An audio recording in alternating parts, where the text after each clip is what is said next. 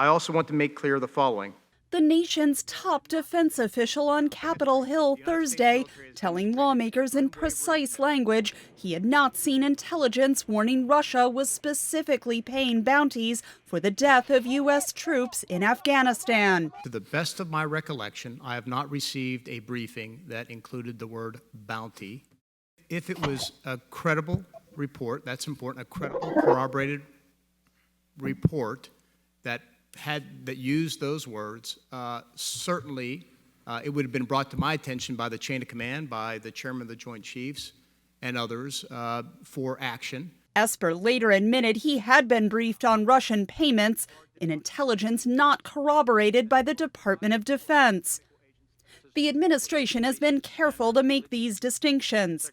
Secretary of State Mike Pompeo denied congressional Democrats' request to testify on exactly what the administration knew and how it will respond.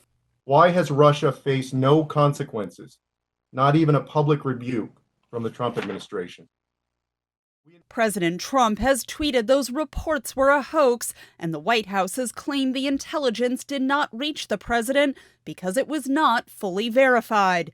A justification that has received pushback from intelligence experts. Even if it was only vaguely clear from the raw intelligence that the Russians might be paying bounties for the killing of American soldiers, that information would have made its way to the highest levels of the United States government, including the president.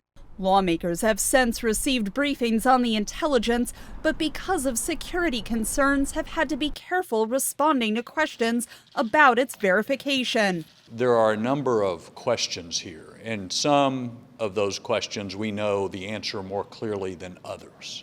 I personally have no doubt that Russia is attempting to cause us trouble, to reduce U.S. credibility all around the world.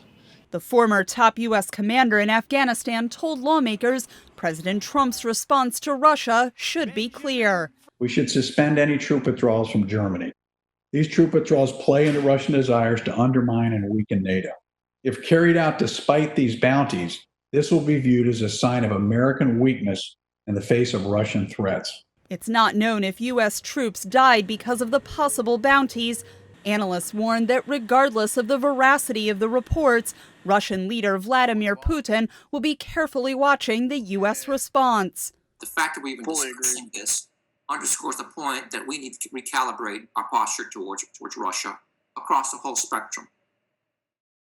A discussion delayed in the United States until the election settles who will occupy the White House next year. Catherine Gibson, VOA News, Washington.